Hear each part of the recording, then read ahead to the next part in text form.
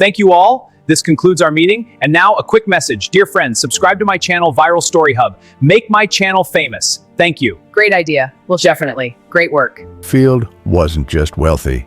He was a billionaire. At 48 years old, he had built an empire that spanned 3 continents, luxury cars, private jets, a mansion that looked like a palace. He had everything except what mattered most. His son, little Ethan, just 18 months old with bright reddish blonde hair and eyes that sparkled like the morning sun. But those eyes hadn't opened in 3 days. The doctors gathered in Marcus's penthouse office, their faces grim. The lead physician, Dr. Harrison, removed his glasses and spoke the words that shattered a father's world. "Mr. Whitfield, your son has a rare neurological condition. His body is shutting down. We've done everything we can, but I'm sorry. He has 4 days, maybe less." Marcus's hands trembled. 4 days. His billions, his power, his connections, none of it mattered now. "There has to be something. I'll pay anything. 10 million, 50 million, name your price." Dr. Harrison shook his head slowly. "Some things money can't buy, Mr. Whitfield. I'm truly sorry." Marcus sat beside Ethan's hospital bed, watching machines beep and hiss. His son lay motionless in blue pajamas, tubes, and wires, connecting his tiny body to equipment that cost more than most people's homes. But none of it was working. Marcus had hired 15 specialists. He'd flown in experts from Switzerland, Japan, and Sweden. He'd offered research labs blank checks. Nothing. His ex-wife, Vanessa, had left 2 years ago. She couldn't handle the pressure of his lifestyle, the constant work, the emotional distance. Now, as their son lay dying, Marcus understood what she'd been trying to tell him. Success meant nothing without someone to share it with. On the second day, while Marcus was making desperate phone calls to another research institute, a woman in a bright blue uniform with a white apron entered the room. She was in her late 20s, with kind eyes and a gentle smile. Grace Thompson, the hospital maid. She carried yellow cleaning gloves and a cart of supplies. But when she saw Ethan, she paused. Her hand went to her chest, and her eyes filled with compassion. "Poor little angel," she whispered. Marcus barely looked up. "You can clean later. I need quiet." But Grace didn't leave. She approached the bed, and in a soft voice, she began humming. It was a lullaby, simple and sweet. Then she did something unexpected. She took off her cleaning glove and gently stroked Ethan's small hand. "Hey there, little warrior. You're stronger than you know." Marcus finally looked up, irritated. "Miss, I appreciate the sentiment, but my son is..." "Listening?" Grace interrupted gently. "He's listening. They always are." Something in her voice made Marcus stop. Grace began coming to the room every shift. She'd clean quietly, but she'd also talk to Ethan.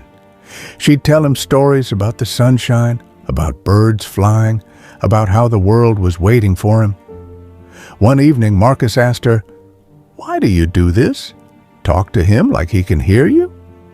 Grace smiled softly. "Because he can, Mr. Whitfield. My little brother was in a coma for 6 weeks when I was 16. Doctors said he'd never wake up. But I talked to him every single day, and you know what? He did wake up." Marcus felt something stir in his chest. Hope, fragile, terrifying hope. "What did you do?" "I loved him," Grace said simply. "I held his hand, I sang to him, I prayed. Sometimes that's all we have, love and faith." Marcus scoffed, though it sounded hollow. "I've hired the best doctors in the world. Love isn't going to cure a neurological condition." Grace met his eyes. "Maybe not, but it might give him a reason to fight." By the third day, Marcus was unraveling. He hadn't slept, hadn't eaten. The chairman of a billion-dollar empire was reduced to a desperate father, powerless and terrified. Late that night, Grace found him in the hallway, his head in his hands, shoulders shaking. "Mr. Whitfield, I'm losing him," Marcus choked out. "I built everything, so my family would never want for anything. And now I can't save my own son. What kind of father am I?" Grace sat beside him on the cold hospital floor, her blue uniform pooling around her. The kind who loves him, that's what matters. "It's not enough." "Then let me help you," Grace said quietly. Grace made Marcus a promise. She'd stay with Ethan around the clock, off duty, unpaid. Marcus tried to refuse, tried to pay her, but she wouldn't hear it. "This isn't about money, Mr. Whitfield." So they kept vigil together. Grace showed Marcus how to hold Ethan's hand properly, how to talk to him, how to massage his little arms and legs to keep circulation flowing. She sang lullabies in a voice that seemed to fill the sterile room with warmth. And slowly, Marcus began to do the same. He told Ethan stories about his own childhood, about the grandfather Ethan would never meet, about dreams and hopes he'd buried under conference calls and stock portfolios.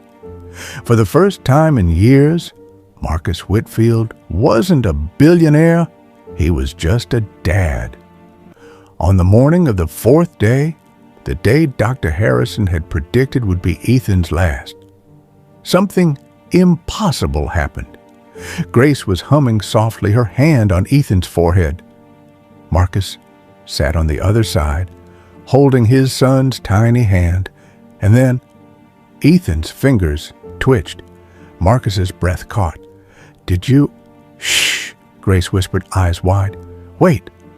Ethan's eyelids fluttered. Once, twice. The machines beeped faster, and then those bright eyes, reddish lashes framing them, opened. Ethan looked directly at Grace, then at Marcus, and he smiled. The hospital room exploded into chaos. Dr. Harrison rushed in with his team after Marcus frantically pressed the call button. Nurses surrounded the bed, checking vitals, examining monitors, their faces shifting from professional calm to stunned disbelief. "His brain activity, it's normalizing," one nurse stammered. "Heart rate stabilizing, blood pressure rising to healthy levels," another confirmed. Dr. Harrison stood frozen, staring at the monitors. This is medically impossible." But there was Ethan, wide awake in his blue pajamas, looking around the room with curious eyes. When he saw Grace in her bright blue uniform, he reached out his little hand toward her yellow glove.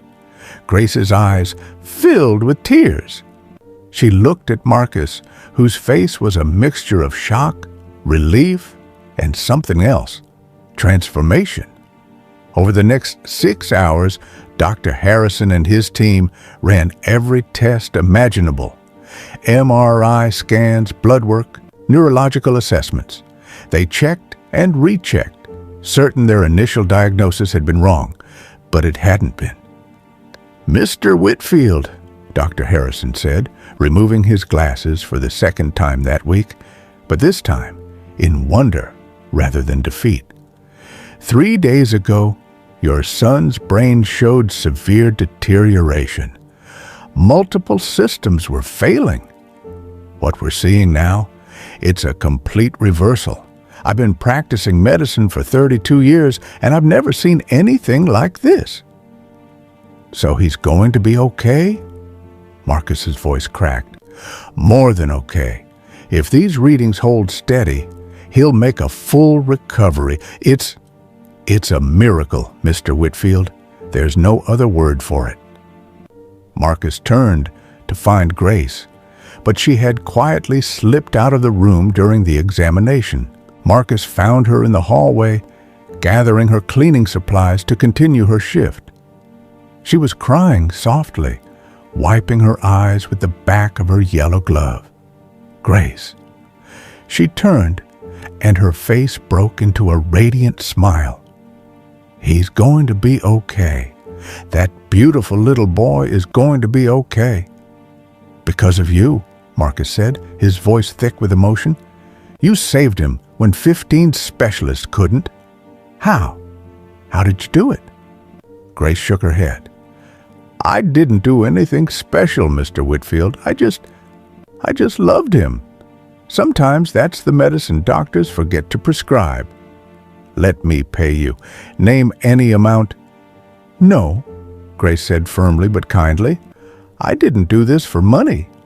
I did it because every child deserves to be fought for, to be loved unconditionally, to have someone believe in them when everyone else has given up. Marcus stared at this woman in the bright blue uniform with the white apron and cap. This hospital maid who had given his son what all his billions couldn't buy, a reason to live. The doctors insisted on keeping Ethan for observation, but every day he grew stronger.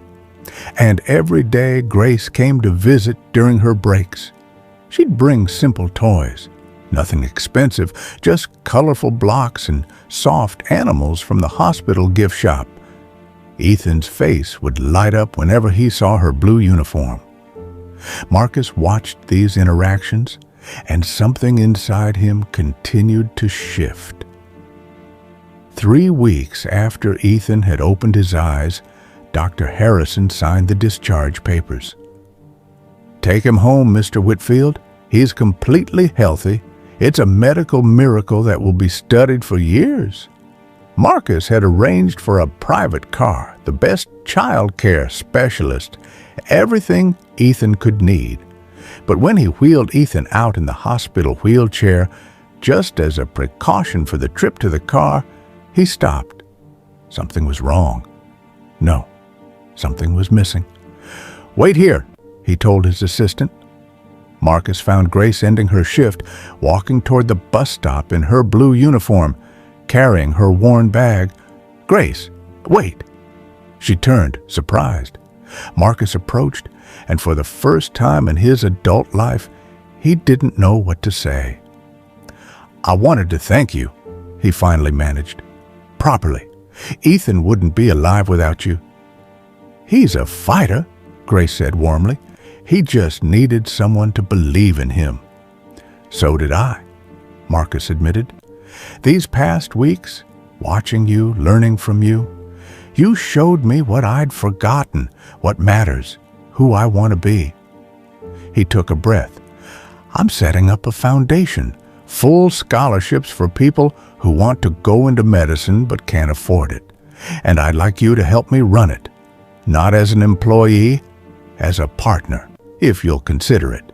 Grace's eyes widened. Mr. Whitfield, Marcus, he corrected gently. And before you answer, there's someone who wants to say goodbye.